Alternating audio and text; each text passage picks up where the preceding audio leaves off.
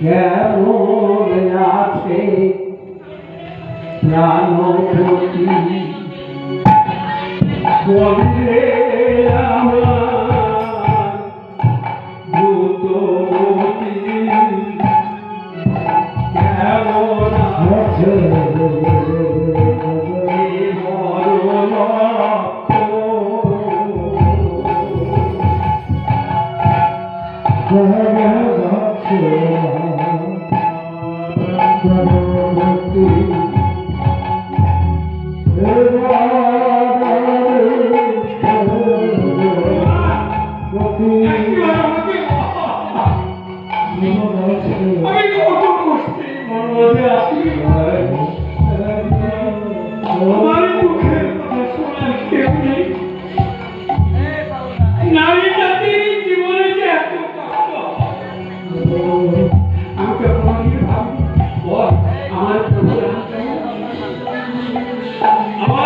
কেমন আছে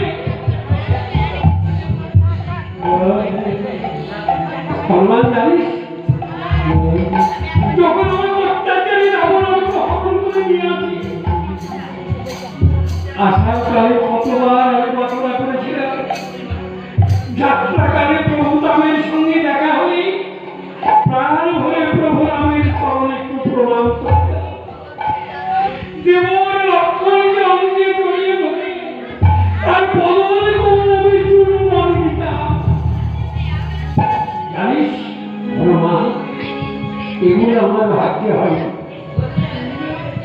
বলে আমার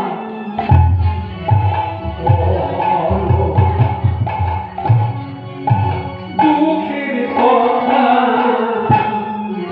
জানে এছাড়া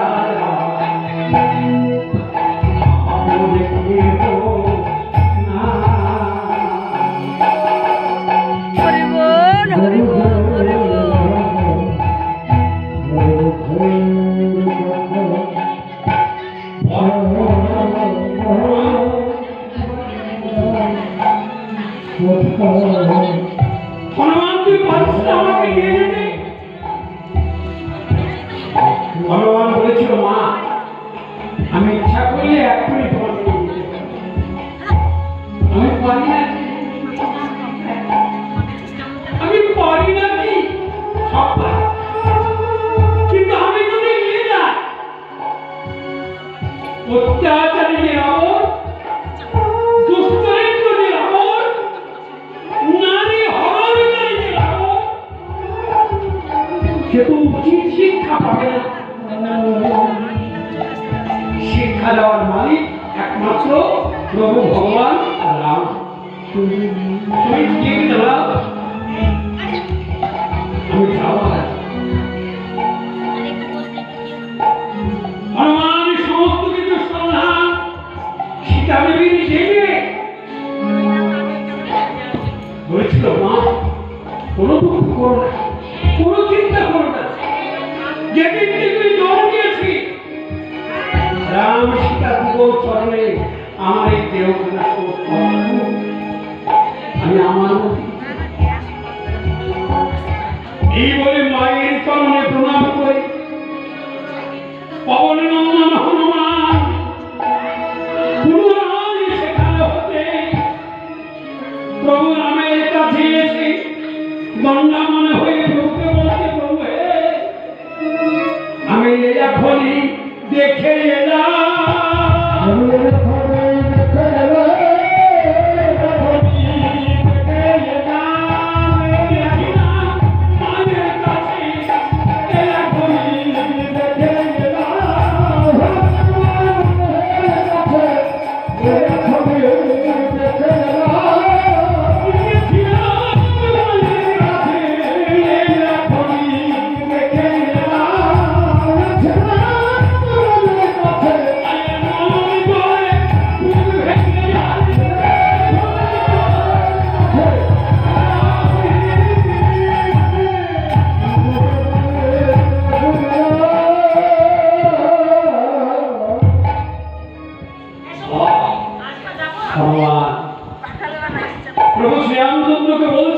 প্রভু আমি দেখলাম মায়ের নয়ন বাড়ি অবিরত ঝরে যাচ্ছে।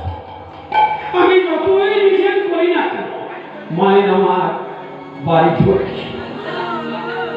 রামচন্দ্র কাঁদতে কাঁদতে বলল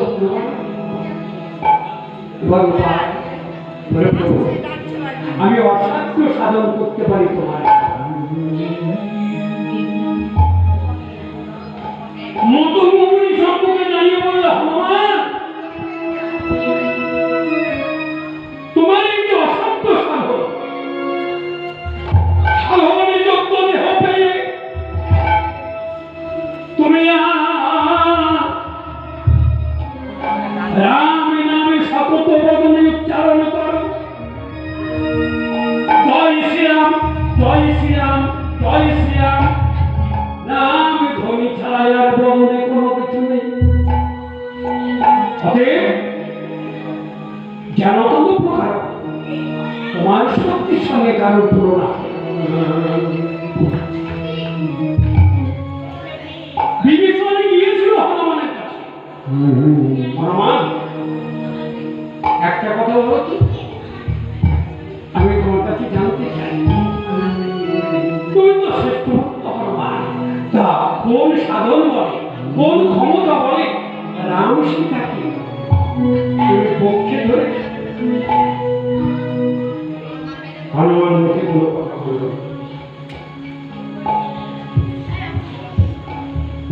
বলল তুমি আমার কাছে এসেছ ঠিক আছে। সঙ্গে সঙ্গে হনুমান করলো কি লিঙ্গটা বাহির করে বিভীষণকে দেখিয়ে মুখ ঘুরিয়ে দাঁড়ালো।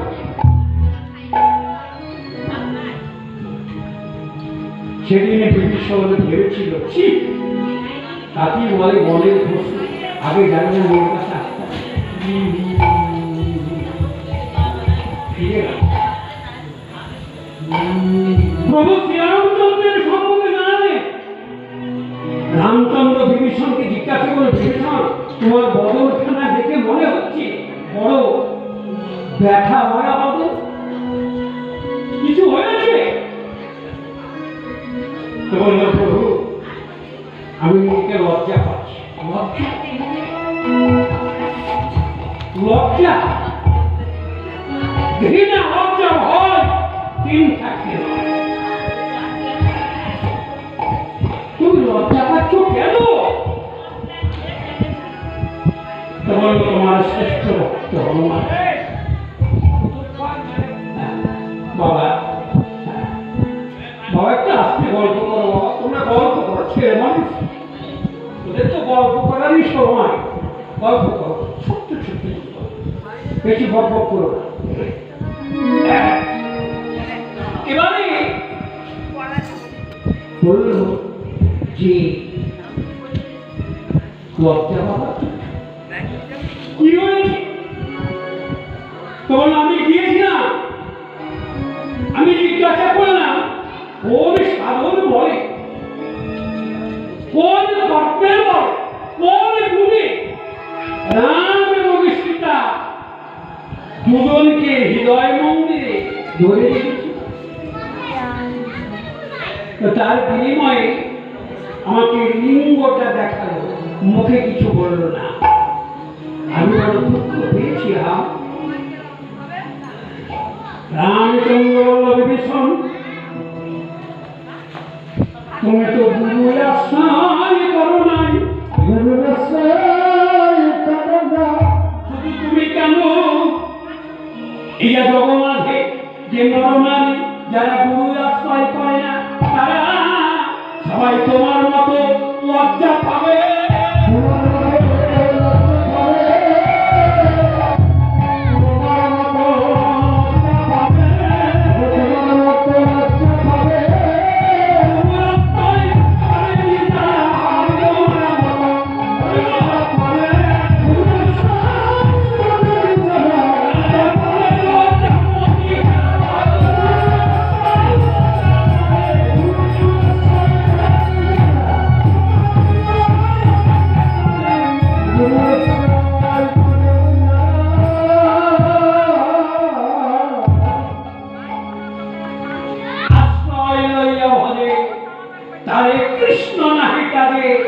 আর সব মনে রক্ষা করো। যেই রাম সেই কৃষ্ণ ভজনিষ্ঠা করি নামের সহিত আছেন আপনি শিহরে।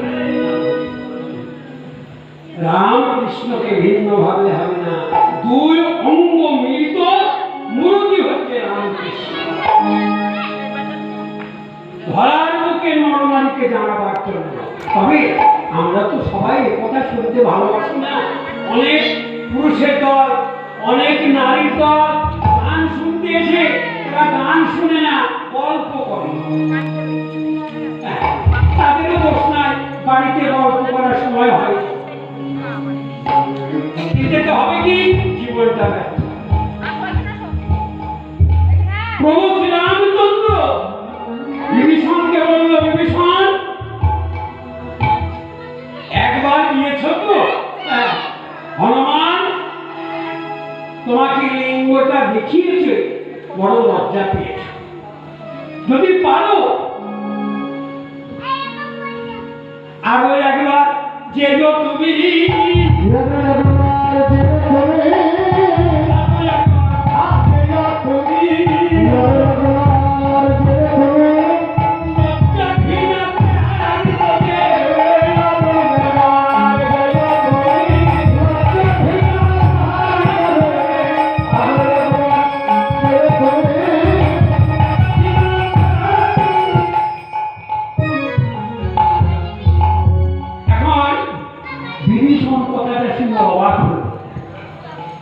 প্রভু রামচন্দ্রকে আমি একটি কথাটা বললাম যে হনুমানের এই যে দুর্ব্যবহার,